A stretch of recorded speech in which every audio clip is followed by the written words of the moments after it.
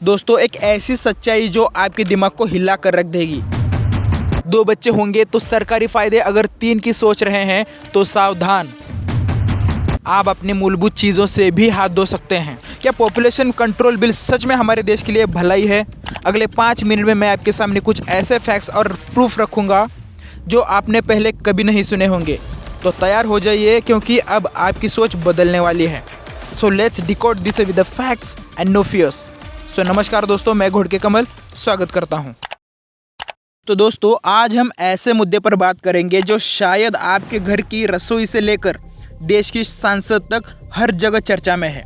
देखिए, India's population is a massive, over more than 140 plus crore, और ये खुश होने वाली बात नहीं है। It's going to be big challenge for India. To tackle this challenge, government proposed 2 बच्चे नियम।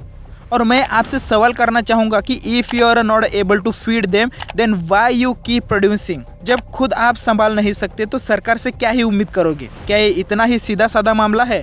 चलिए ज़रा गौर से समझते हैं। So before we are going to discuss this topic, I just wanted to be make you clear that दुनिया का 17.5% आबादी सिर्फ इंडिया में रहती है। क्या भारत की जनसंख्या सच में बड़ा प्रॉब्लम है? क्या ये हमें सिर्फ डराने की कोशिश करा जा रहा है? तो जनसंख्या को लेकर एक आम धारणा है कि इंडिया में पॉपुलेशन बॉम्ब फटने वाली है, क्योंकि एक खास समुदाय के लोगों का कहना है कि बच्चे ऊपर वाले की देन है। कितने बच्चे होने चाहिए? फिर हमारे अल्लाह की देन है, जितने भी दे 10 हो, 12 हो, 25 हो, जितने भी हो। इसमें हम कुछ भी नहीं कर सकते।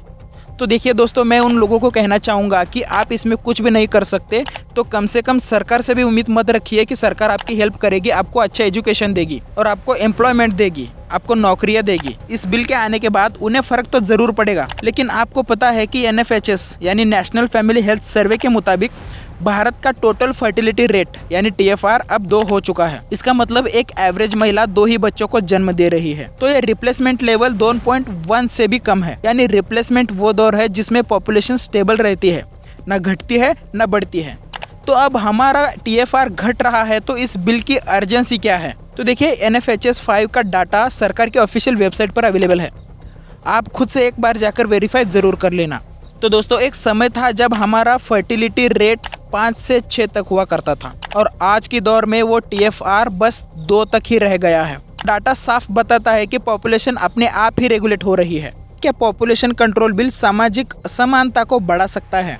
अगर हम स्ट्रिक्ट 2 बच्चों नियम जैसा कानून लाते हैं तो सबसे ज़्यादा कहाँ असर पड़ेगा? अक्सर ये देखा गया है कि गरीब और शिक्षित ना होने वाले तबकों में ही फर्टिलिटी रेट ज़्यादा है। अगर हम इस पर पेनल्टी लगाते हैं या सरकार स्कीम से वंचित करते हैं तो क्या होगा? एंड तक गरीब ही रहेंगे और उन्हें फैसिलिटी भी नहीं मिलेगी, अनएम्प्लॉयमेंट बढ़ेगा, और इसका नतीजा क्या होगा? लूटपाट, चोरी चकारी, बलात्कारी। तो ऐसा होता है।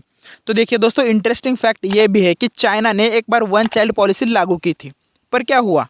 इससे जेंडर इम्बैलेंस बहुत बढ़ा।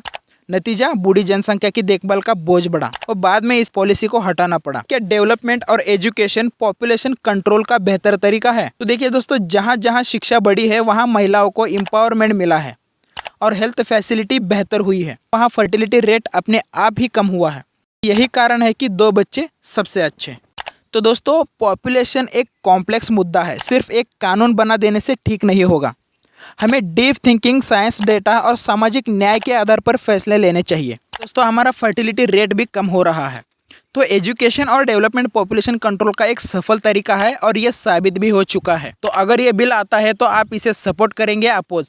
Late me know in the comment. और मिलते हैं अगले वीडियो में, तब तक के लिए धन्यवाद।